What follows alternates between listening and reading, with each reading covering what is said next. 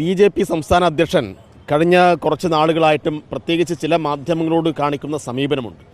അത് അങ്ങേയറ്റം ധാർഷ്ട്യവും ധിക്കാരവും നിറഞ്ഞതാണ്.